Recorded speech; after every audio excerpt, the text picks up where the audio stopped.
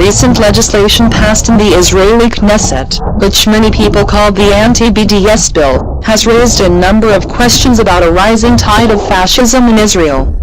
This language is not only used by Palestinian critics, who have long borne the brunt of Israel's undemocratic policies. Now, many Israeli and Jewish American writers can no longer ignore the trend. If something good has come out of the passage of this legislation, it is two things. First, a growing number of people are recognizing that the Zionist aim, the imposition of an ethnocentric majority by force in a territory where the majority of the native inhabitants are disenfranchised, is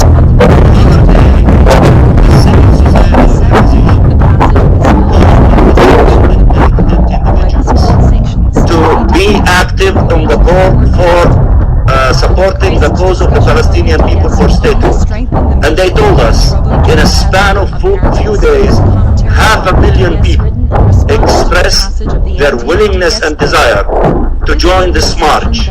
I think that there is a regional, local and global atmosphere in which they want to support the Palestinian people.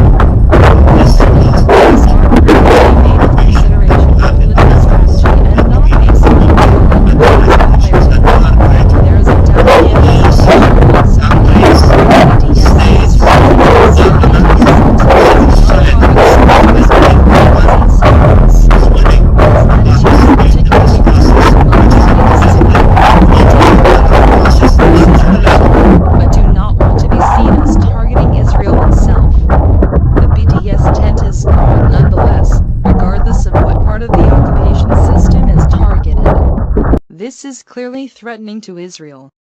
The greatest evidence of the threat this poses is that the state felt threatened enough by the BDS movement to attempt to stop it through legislative repression. But while varied approaches to BDS enlarge the tent, they also can be misleading and dangerous.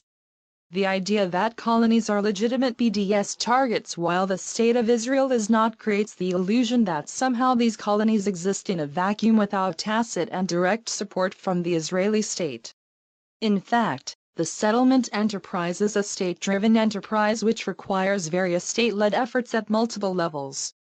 These include the creation of economic incentives through the Israeli legislature to encourage population transfer into the occupied territories, the allotment of resources for the defense and development of these colonies, facilitating land purchases, granting mortgages and incentives to encourage private investment and developing infrastructure to serve these localities. Settlements rely on government support. Take the settlement of Ariel as an example. Ariel is located deep in the West Bank,